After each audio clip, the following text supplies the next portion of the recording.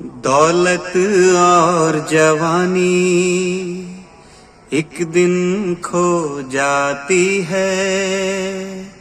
सच कहता हूँ सारी दुनिया दुश्मन हो जाती है। उम्र भर दोस्त ही साथ चलते हैं, आहा हा दिए जलते हैं, फूल खिलते हैं बड़ी मुश्किल से, मगर दुनिया में दोस्त मिलते हैं, दिए जलते हैं। दोस्तों, बला की अमीरी के साथ हुस्न मिले, खूबसूरती मिले, शोहरत मिले, ये बहुत से लोगों को नसीब हुआ है। लेकिन आज मैं जो सच्चा यथार्थ आपके साथ साझा करने वाला हूँ वो उस व्यक्ति के बारे में है कि जो इतना लकी था, जो इतना भाग्यवान था कि उसके पास सब कुछ था, नाम, दौलत, शोहरत, और आज तक शायद हिंदुस्तान की फिल्म इंडस्ट्री में उसके जैसा बला का खूबसूरत अभिनेता हुआ ही नहीं। क्योंकि ये वो अभिनेता था जिसकी सफ़ेद रंग की गाड़ी को लड़कियां चूम चूम कर लाल कर दिया करती थी। ये वो अभिनेता था जिसको हिंदुस्तान की ही नहीं, पाकिस्तान की भी हजारों की संख्या में लड़कियों ने अपने खून के साथ खत लिखकर पोस्ट किए। ये वो अभिनेता था जो अचानक एक बार बीमार पड़ गया। पाइल्स का छोटा सा ऑपरेशन करवाने के लिए जिस हॉस्पिटल में ये दाखिल हुआ, वहाँ पे सारे हॉस्पिटल्स के जो कमरे थे वो उस समय के फिल्म निर्माताओं ने, डायरेक्टर्स ने अपने नाम पर बुक करवा लिए कि कहीं इसके साथ हमें छोटा सा समय मिले और हम इसके साथ फिल्म साइन कर पाए। ये वो अभिनेता था जिसने हिंदुस्तान की फिल्म इंडस्ट्री को 168 फिल्में दी, जिनमें से 105 फिल्में जो थी वो सुपर डुपर हिट साबित हुई। ये वो अभिनेता था जिसका एक नाम काका भी था। तो इसके बारे में बहुत उस समय मशहूर एक कहावत बनी थी कि आसमान पर आका और धरती पर काका का कभी भी अंत नहीं हो सकता। लेकिन जैसा कि मैंने ये जो चंद गीत की लाइंस जो थी वो गुनगुनाई, वो भी एक बहुत बड़ा यथार्थ है कि जीवन में जो मिलता है वो नाशवान है, वो चला जाता है। तो लेकिन शायद ये वो अभिनेता था जिसे इस बात का आभास नहीं था, और शायद यही कारण था कि इस इतने खूबसूरत और बला के टैलेंटेड अभिनेता का जो अंत हुआ वो इतना अच्छा नहीं था। मेरे ही शहर अमृतसर में इस बच्चे का जन्म हुआ 29 दिसंबर आज ही के दिन 1942 को। बहुत अच्छा घराना था। पिता का नाम हरिनंदन और माता का नाम चंदर रानी। हरिनंदन और चंदर रानी अपने इस बेटे को दिल्ली में रहने वाले अपने बहुत ही करीबी रिश्तेदारों चुनीलाल और लीलावती को सौंप देते हैं। बस उन्हीं के यहाँ इस बच्चे जतिन का पालन पोषण होता है।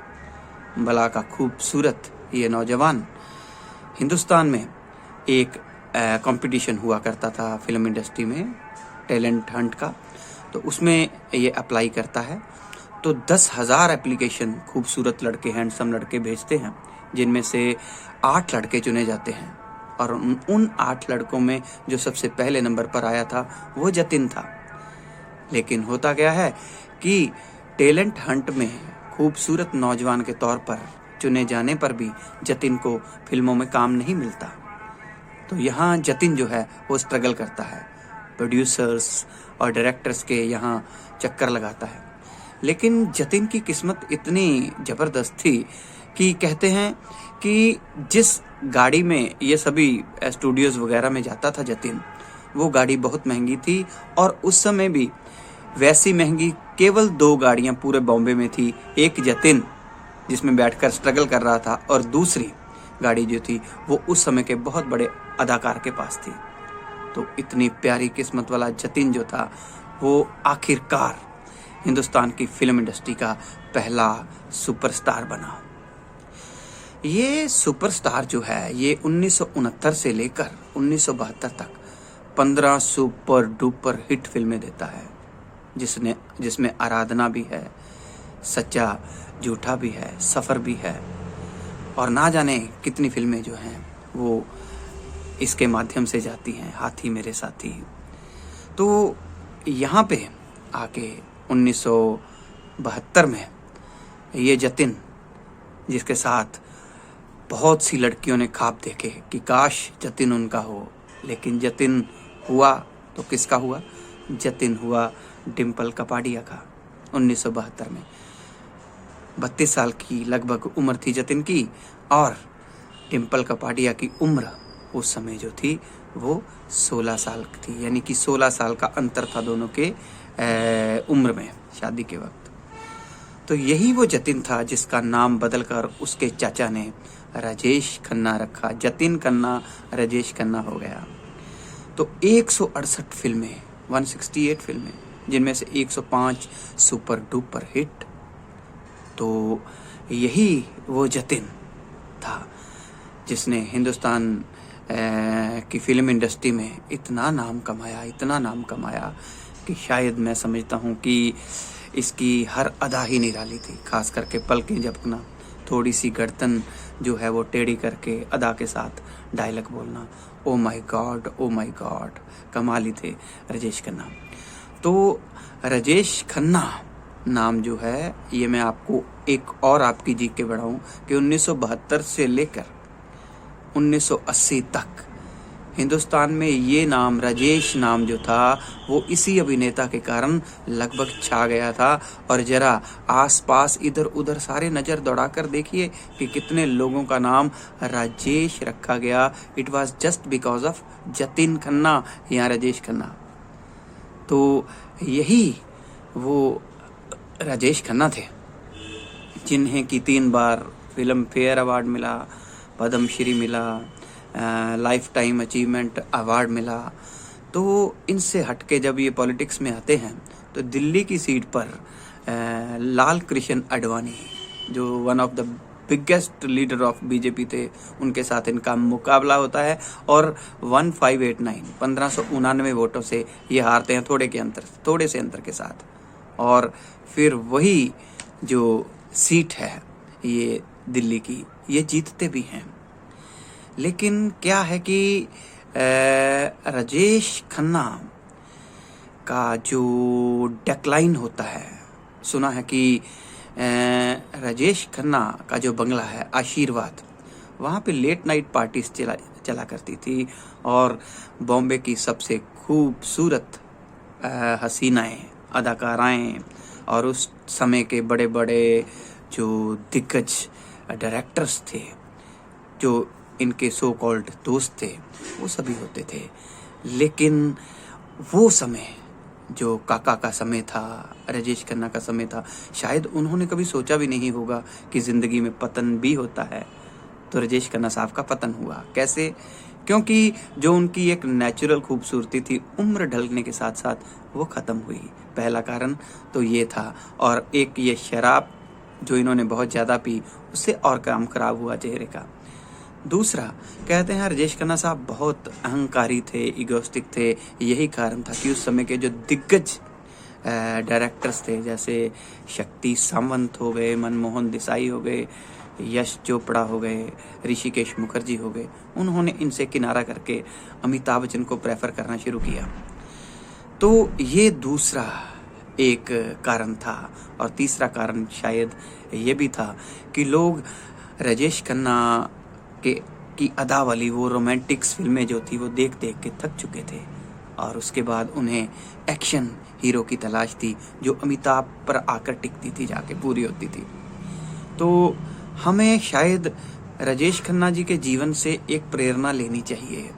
नो डाउट मैं खुद उनका शायद बहुत बड़ा फ़ैन हूँ।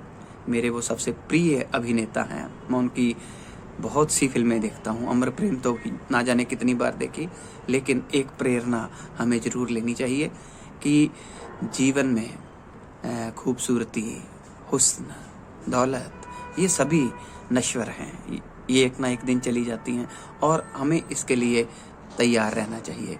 इसीलिए शायद मैंने सबसे पहले जो लाइन सुन की बोली थी कि दौलत और जवानी एक दिन खो जाती है, सच कहता हूँ सारी दुनिया दुश्मन हो जाती है।